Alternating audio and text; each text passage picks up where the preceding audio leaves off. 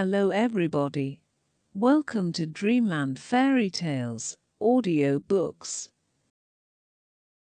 The story we are about to read is about The Wolf and the Seven Little Kids by the Brothers Grimm.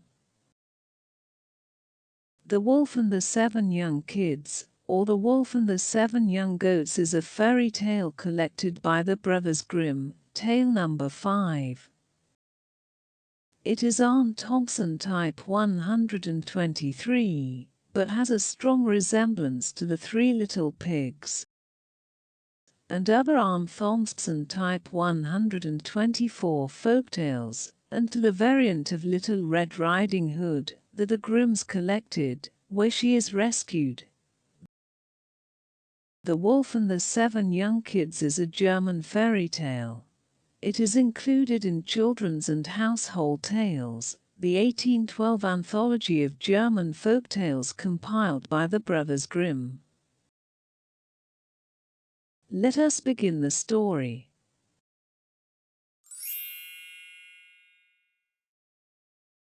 There was once upon a time an old goat who had 7 little kids, and loved them with all the love of a mother for her children.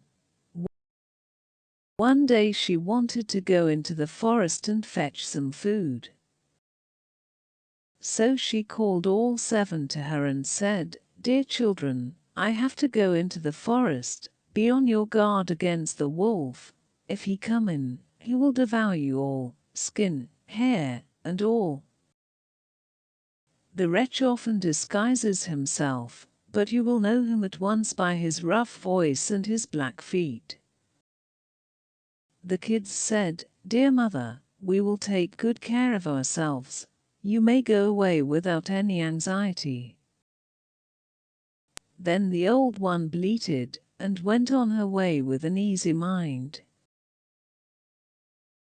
It was not long before someone knocked at the house door and called, "Open the door, dear children. Your mother is here and has brought something back with her for each of you." But the little kids knew that it was the wolf, by the rough voice.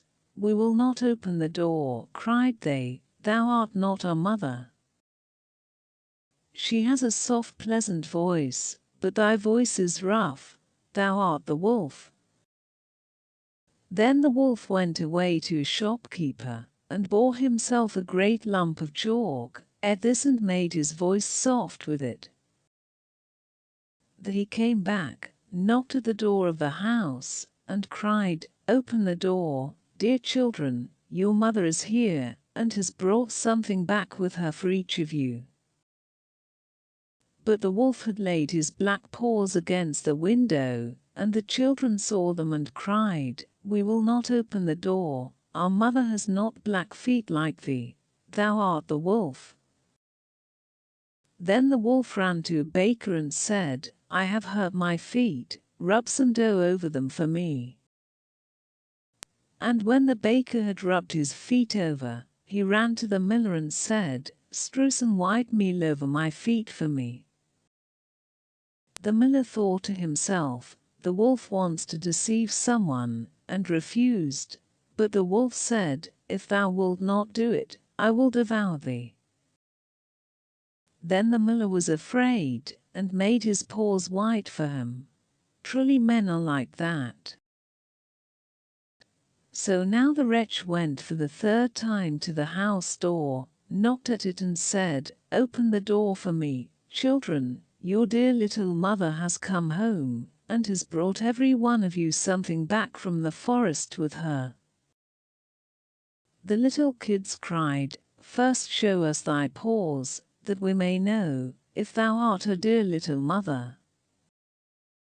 Then he put his paws in through the window, and when the kids saw that they were white, they believed that all he said was true, and opened the door. But who should come in but the wolf? They were terrified and wanted to hide themselves. One sprang under the table, the second into the bed, the third into the stove, the fourth into the kitchen, the fifth into the cupboard, the sixth under the washing bowl, and the 7th into the clock case. But the wolf found them all, and used no great ceremony. One after the other he swallowed them down his throat. The youngest, who was in the clock case, was the only one he did not find. When the wolf had satisfied his appetite, he took himself off, laid himself down under a tree in the green meadow outside, and began to sleep. Soon afterwards the old goat came home again from the forest.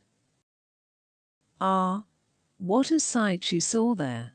The house door stood wide open. The table, chairs, and benches were thrown down. The washing bowl lay broken to pieces, and the quilts and pillows were pulled off the bed.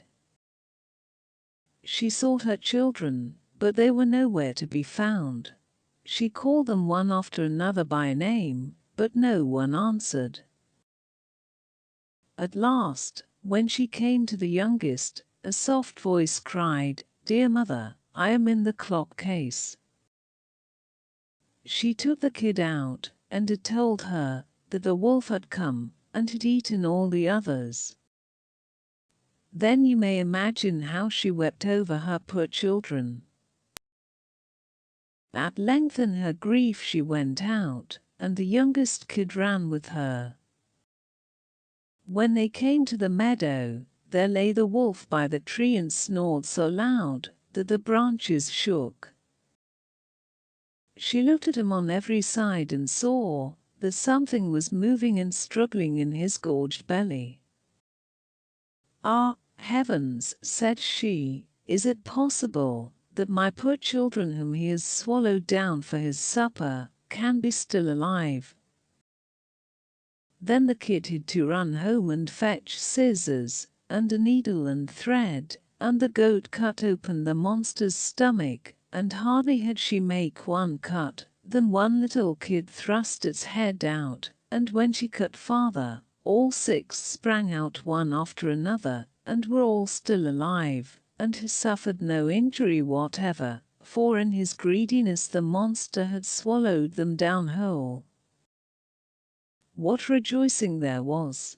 They embraced their dear mother, and jumped like a sailor at his wedding.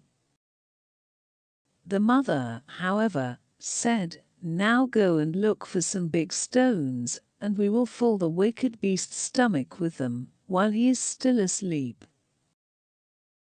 Then the 7 kids dragged the stones thither with all speed, and put as many of them into his stomach as they could get in, and the mother sewed him up again in the greatest haste, so that he was not aware of anything, and never once stirred. When the wolf at length had had his sleep out, he got on his legs, and as the stones in his stomach made him very thirsty, he wanted to go to a well to drink. But when he began to walk and move about, the stones in his stomach knocked against each other and rattled. Then cried he, "What rumbles and tumbles against my poor bones? I thought he was 6 kids, but it's naught but big stones." And when he got to the well, and stooped over the water, and was just about to drink, the heavy stones made him fall in, and there was no help, but he had to drown miserably. When the 7 kids saw that, they came running to the spot and cried aloud, "The wolf is dead! The wolf is dead!" and danced for joy round about the well with their mother. And that is the tale of the wolf and the 7 little kids, by the Brothers Grimm. The end. You might also enjoy this interesting story about the tale of Johnny Town Mouse, a delightful story about a country mouse's accidental visit to town that turns into friendship. If you enjoyed that story, leave a like, and do not forget to subscribe to Dreamland Fairy Tales audiobooks. Hit notification bell button to be updated to our latest fairy tale stories, and enjoy a complete collection of short stories for children.